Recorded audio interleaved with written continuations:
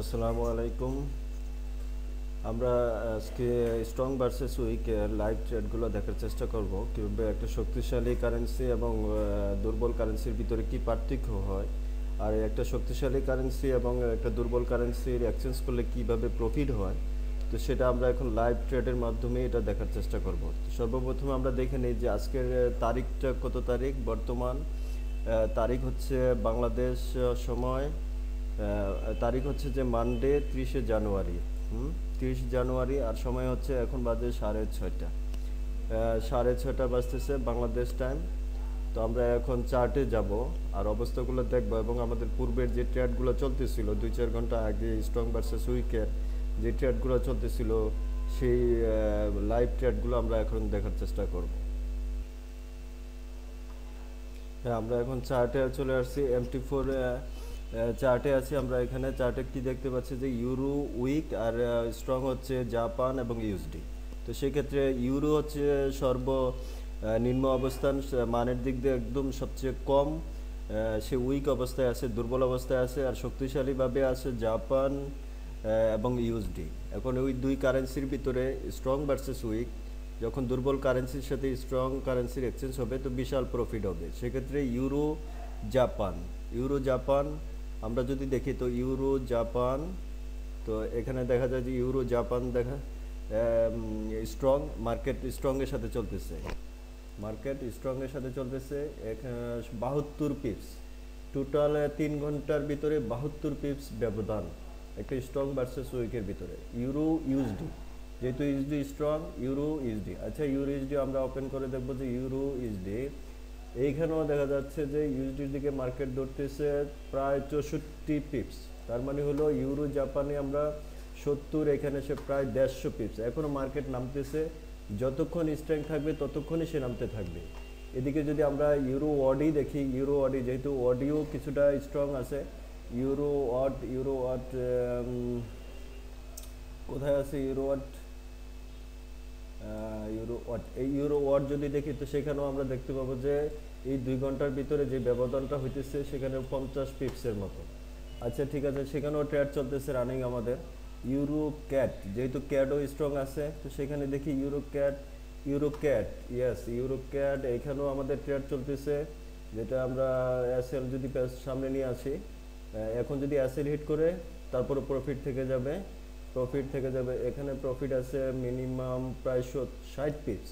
এই 2 ঘন্টার ভিতরে ওইখানে 150 আর এখানে 60, প্রায় 200 পিপস উইন।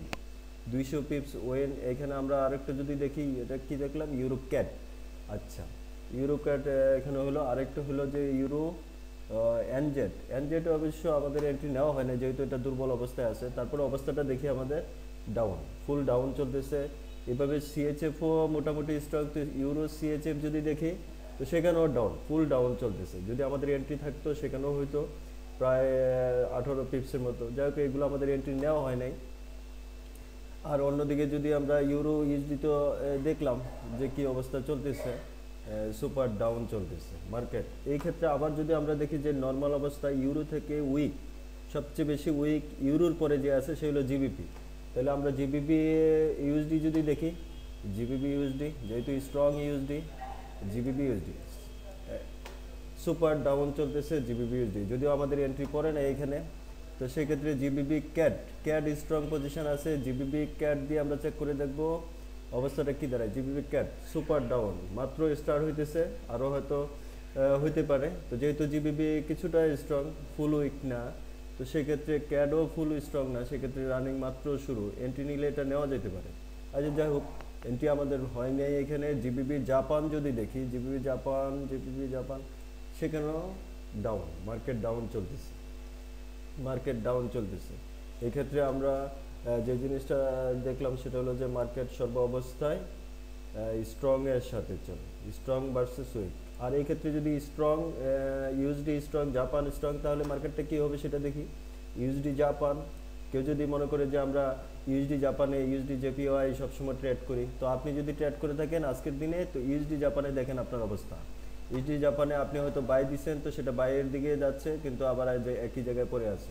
যদি সেল দিয়ে থাকেন তাও বাইয়ের দিকে, অর্থাৎ মার্কেট অনেকটা সাইডওয়ে 1 2 3 4 5 6 6 ঘন্টা একই জায়গায় ঘুরতেছে, কারণ হলো মার্কেট দুটো কারেন্সি স্ট্রং, কোনো এখানে কেনা বেচা নাই। বড় বড় ইনভেস্টর বলেন, বড় বড় বায়ার সেলার যারাই বলেন, এখন এই মার্কেটে তারা নাই, কিন্তু আপনি বসে আছেন, কারণ আপনি হলেন সেই ভক্ত ইউএসডি জাপানের। হ্যাঁ, কিন্তু আমরা সেরকম ভক্ত না, আমরা হলাম স্ট্রং ভার্সেস উইকের ভক্ত। অর্থাৎ আমরা জানি যে একটা কারেন্সি যখন দুর্বল হবে, আরেকটা কারেন্সি যখন সবল হবে, তার সাথে যখন এক্সচেঞ্জ হবে, এটা প্রফিট হবে। আর এটা শুধু আমরা না, বড় বড় ইনভেস্টর যারা আছে তাদেরও লক্ষ্য এটাই, যে একটা দুর্বল কারেন্সি দিয়ে একটা অপর শক্তিশালী কারেন্সিকে সে এক্সচেঞ্জ করবে, আর এক্সচেঞ্জ করার দ্বারা প্রফিট হবে। এই ক্ষেত্রে যদি আমরা ইউরো জিবিবি দেখি, তো সেম অবস্থায় দেখা যাবে।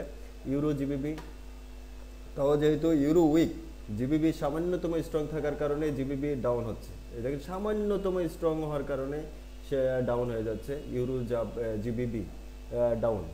যদিও আমাদের এন্ট্রি নেওয়া হয় নাই, তো সেক্ষেত্রে অন্যটা যদি আমরা দেখি যে ওডি এনজেড সমান সমান, ওডি এবং এনজেড সমান সমান অবস্থান করতেছে, তো সেটাও যদি আমরা দেখি, কি দেখতে পাবো, ওডি এনজেড, ওডি এনজেডে দেখতে পাচ্ছি যে সেখানেও সাইড হয়ে, দেখেন মার্কেট ফুল সাইড হয়ে, কখনো বাই কখনো সেলে অবস্থান করতেছে। কারণ হলো দুটো কারেন্সি সমমানে অবস্থান করতেছে। তো সমমানে অবস্থান যখন হবে, সেখানে কোনো প্রফিট হবে না। আর সেখানে প্রফিট হবে না বলেই বড় বড় ইনভেস্টর, বড় বড় ট্রেডার এখানে নাই। যেখানে আছে, কোথায় আছে ইনভেস্টর, ইউরো আর জাপানের সাথে আছে। তাইলে ইউরো জাপান আমরা দেখব। এক্ষেত্রে আমরা আরেকটা জিনিস চেক করতে পারবো, সেটা হলো যে আমরা গোল্ড চেক করতে পারি। গোল্ডের সাথে দেখি আমরা গোল্ডের কি হচ্ছে। গোল্ডও ডাউন, কারণ ইউএসডি স্ট্রং, মার্কেট ডাউন, এখনও ডাউনের পথে আছে, আরও হয়তো ডাউন হওয়ার সম্ভাবনা আছে। তো ধন্যবাদ সবাইকে কষ্ট করে ভিডিওটি দেখার জন্য।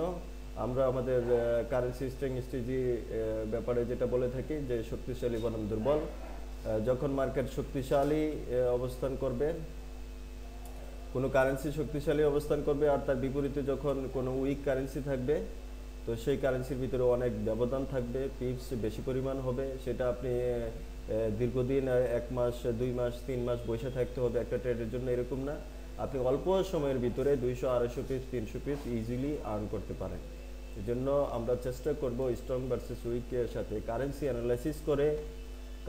অ্যানালাইসিস করে বের করব যে কোনটা স্ট্রং কোনটা উইক।